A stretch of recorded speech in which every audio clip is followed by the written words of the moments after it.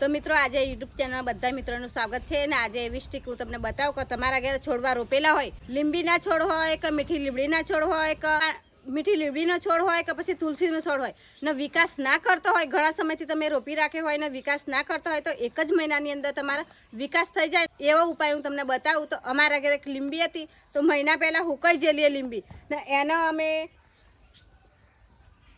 તો આ લીંબી છે તો અમારા ઘરે આ લેબીનો છોડવો હતો તે સુકાઈ ગયેલી ને પછી અમે એવો ઉપાય કર્યો ને તો એક મહિનાની અંદર તો અમારી લીંબી મોટી થઈ ગઈ, આવડી મોટી થઈ ગઈ, લીલી સમ થઈ ગઈ, નવા નવા ડાળખીઓ ફૂટ્યા. તો એનો અમે શું ઉપાય કર્યો એ હું તમને બતાવું આજે.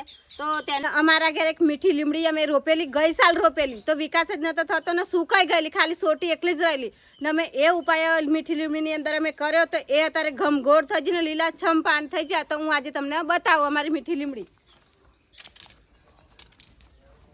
એના પહેલાં તો અમારા એ લીમડીની ખાલી આ સોટી જ હતી, આ સોટી છે ને એવી સોટી હતી એને અમે ઉપાય કર્યો ને તે 15 દિવસની અંદર તો અમારી લીમડી ફૂટીને ઘમઘોર થઈ ગઈ, લીલીછમ થઈ ગઈ.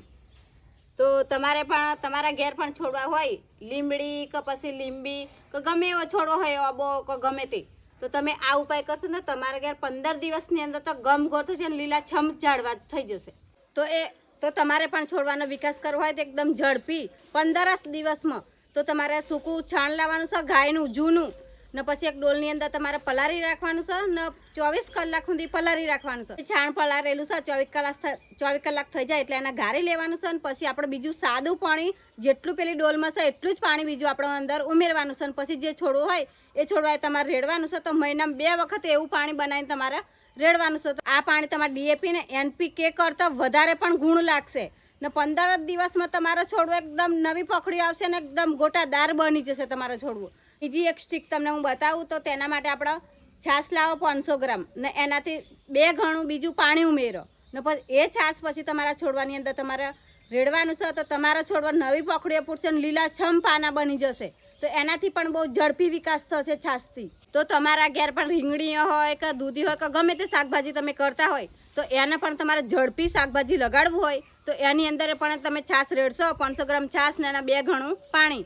તો તમે એના થડમાં રેડશો મૂરમાં તો તમારે ઝડપી એકદમ જ ફળ લાગવા મળશે. તો અમારા ઘેર પણ દૂધી અમે રોપેલી, તમારે ઝડપી દૂધી લગાડવી હતી તો અમે પણ આ દૂધીની થડમાં અમે છાશ રેડી તો અમારા ઘેર પણ દૂધી લાગી ગઈ ને કયા ગાડી લાગી તે હું તમને બતાવું. તો અમારા ઘેર પણ આ 3 દિવસની અંદર આ દૂધી લાગી હતી. પરમ દિવસ છાશ રેડેલી ને ઉપર બહુ બધી દૂધી લાગી છે.